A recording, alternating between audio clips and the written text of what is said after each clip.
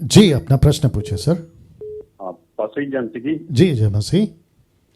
पासी, मेरा सवाल है कि पृथ्वी पर हम किसी को अपना आत्मिक पिता बोल सकते हैं?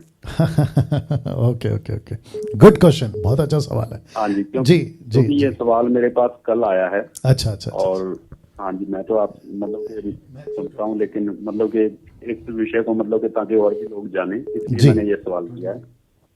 जी जी, मैं आप लाइन पे बने रहे, मैं आपको उसका जवाब दे रहा हूँ सर। ठीक है सर? ठीक है पासी। या एक सेकंड दीजिएगा।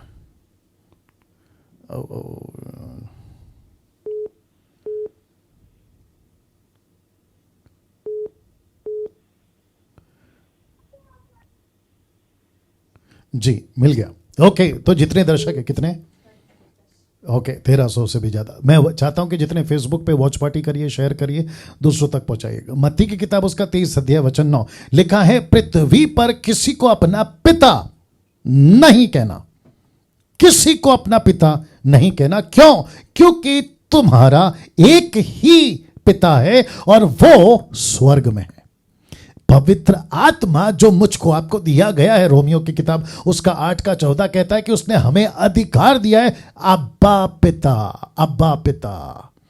वाओ। और मत्ती की किताब उसका 6 का 9 क्या नहीं, पहले ये दो, रोमियो की किताब उसका 8 का 14, मत्ती का किताब 6 का 9 बाद में देखेंगे क्या कहता है। प्रार्थना कैसे करो? हे हमारे पिता। लिखा है, इसलिए कि जितने लोग परमेश्वर के आत्मा के चलाए चलते हैं वे ही परमेश्वर के पुत्र हैं। 15, क्योंकि तुमको दासत्व की नहीं आत्मा नहीं मिली कि फिर भयभीत हो जाओ, परंतु ले पालकपन की आत्मा मिली है, जिससे हम हे पिता और हे पिता हे अब्बा कहकर पुकारते हैं। तो इसका मतलब क्या है? कोई बात नहीं, वो रहने दीजिए। मत्ती 6 का 9 आप लोग जानते हैं, हे हमारे पिता तू जो स्वर्ग में।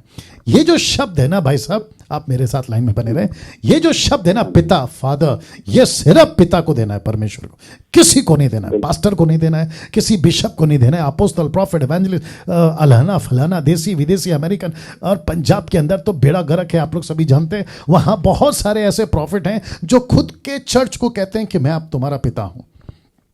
अब ये वचन के साथ क्या करें?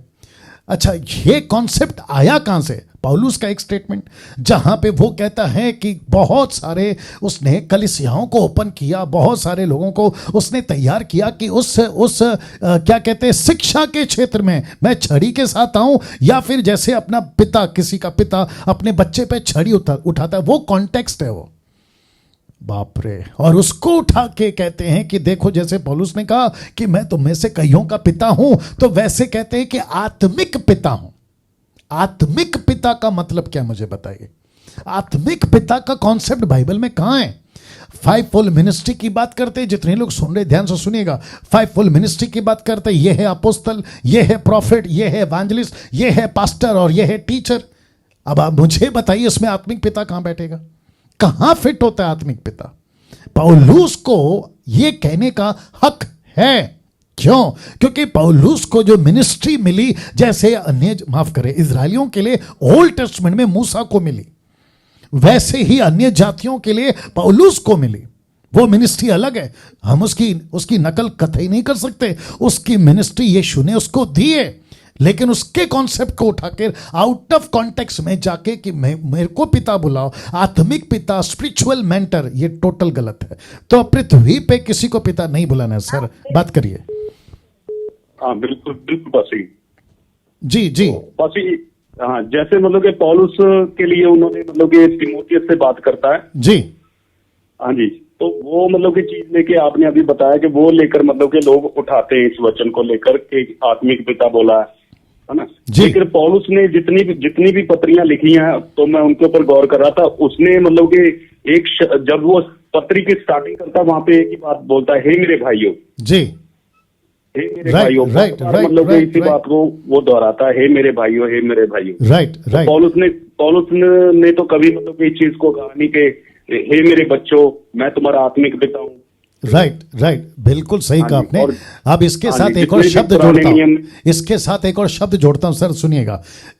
किसी भी पत्री में, तिमोथी की पत्री, तिमोथी की 2 पत्री है, पहला तिमोथी, दूसरा तिमोथी, तीतुस की 1 पत्री है, फिलेमोन की 1 पत्री है, ऐसे किसी भी पत्री में, गलेशियन, इफिशियन, फिलिपियन, कुलिशियन, ऐसे किसी भी पत्री में किसी भी मैन ऑफ गॉड को, पौलुस के टाइम की बात कर रहा हूं, पौलुस को ये मेरा आत्मिक पिता है, ऐसा पढ़ते हुए कोई निकाल के बता दे, मैं फेसबुक और यूट्यूब पे आना छोड़ दूंगा, किसी ने भी।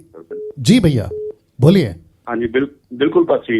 ना ही पतरस ने बोला, ना ही यूहन्ना ने बोला, ना ही पौलुस ने बोला कि हमें आत्मिक पिता बुलाओ। Right right right.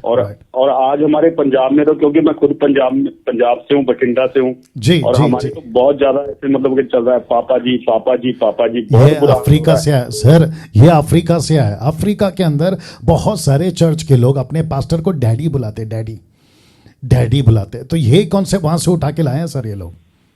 हाँ जी, बिल्कुल। या तो हाँ जी, थैंक यू पास्टर जी, आपने most मतलब कि welcome, sir. बहुत अच्छे तरीके से आपने बताया। Thank और you, sir. मतलब कि चलो मैंने सवाल पूछा, लेकिन बहुत मतलब कि जो होंगे जिनके मन में ये होगा कि ये बिल्कुल। कैसे है, तो आज उनको जवाब मिल गया जी होगा। बिल्कुल बिल्कुल बिल्कुल बिल्कुल हाँ बिल्कुल। जी, थैंक यू सर, चलो, thank you thank- thank you. वापस कहता हूँ, जितने दर्शक देख रहे हैं, पंजाब से हो, गुजरात से हो, कर्नाटका से हो, महाराष्ट्र से हो, तमिलनाडु से हो, या फिर केरला से हो, या अफ्रीका से, अमेरिका से, यूके से, कहीं से भी हो, पृथ्वी पे किसी को बाप, पिता, अब्बा, डैडी नहीं बुलाना है। ये हक, ये नाम सिर्फ और सिर्फ परमेश्वर पिता का है, जीसस ने बोला है। बाकी डॉक्ट्रिन बनाने के लिए आपको 2 से 3 स्क्रिप्चर चाहिए होते हैं। पिता का कॉन्सेप्ट डॉक्ट्रिन बनाना है ना आपको, कॉल मी फादर, ये डॉक्ट्रिन है। अगर ये डॉक्ट्रिन बनाना है तो आपके पास में 2 से 3 स्क्रिप्चर होना चाहिए। आपके पास कौन सा वचन है सिवाय वो एक स्टेटमेंट के, और वो भी आउट ऑफ कॉन्टेक्स्ट है। कैसे बना लेते हो डॉक्ट्रिन। तो जितने भी किसी को डैडी बुलाते हैं, मुझे पता है बेंगलोर में भी 2-3 ऐसे हैं, 2-3 के आधा दर्जन होंगे, जिनको वो लोग डैडी बुलाते हैं। कहते हैं डैडी डैडी, बर्थडे आता है तो हैप्पी बर्थडे डैडी, एनिवर्सरी है तो हैप्पी एनिवर्सरी डैडी। फिर कहते हैं कि पापा पापा, अरे बाप रे, आप पापा कहाँ हैं, डैडी कहाँ हैं। और फिर वो सामने से कहता है माई स्पिरिचुअल सन, ऊपर बैठा परमेश्वर बोलता है यार ये तो मेरी जगह ले ली तुमने। तो किसी को नहीं